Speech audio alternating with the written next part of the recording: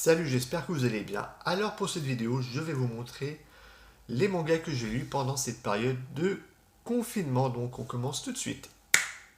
Alors on débute avec les tomes 39 à 42 de Kingdom. Et j'ai l'impression à chaque fois de me répéter, c'est vraiment excellent, hein. Il y a tout le temps autant de rebondissements. Les scènes de bataille sont toujours excellentes, hein. Pour moi, c'est une note de lecture qui vaut un bon 9 sur 10. C'est vraiment tout simplement exceptionnel.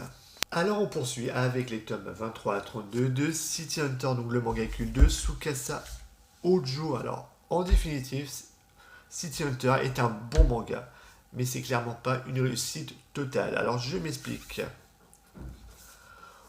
Au niveau de l'arc principal, donc sur l'organisation Théop, et ben hormis sur les premiers volumes, il faut attendre le volume 30 pour voir la réapparition de la fameuse organisation. Enfin, la véritable révélation finale, c'est qui est le chef de cette organisation, qui n'est autre que le père adoptif de Ryo Saiba. Et franchement, ça c'est top, hein. Alors sur les tomes on va dire 29, 30 et 31, c'est vraiment les meilleurs tomes de City Hunter.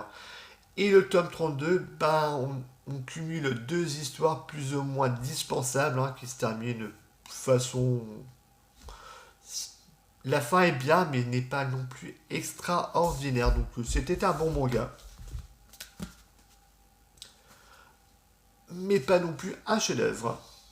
Alors j'ai oublié de donner une note pour les City Hunter. Voilà, je lui accorde la note de 7. Parce que le dessin est vraiment très bon. J'adore les personnages, mais au niveau de l'histoire, c'est vraiment pas son gros point fort. Alors on enchaîne avec le 2 tome 2 Abara, donc le manga de Tsutsumunie. Alors je vais pas vous mentir, hein, son point fort c'est le dessin, parce que l'histoire, c'est pas vraiment très top, hein, mais c'était très compliqué, voilà, de terminer une histoire complète et aussi complexe en seulement 2 volumes, hein, mais le résultat je trouve relativement bon, et c'est pour cela que je lui accorde la note de 7 sur 10. Et le dernier manga que j'ai lu pendant cette période, c'est les 22 tomes intégrales de School Rumble, le manga de Jin Kobayashi. Donc au début, ça commence par un triangle amoureux, tout ce qu'il y a de plus classique, hein, entre les deux héros, donc Hari Makenji, Tenma Tsukamoto et l'élu du cœur de la petite Tenma, donc Karasuma Oji. Et après l'histoire, ça part vraiment dans tous les sens, hein, deux personnages, le triangle devient carré.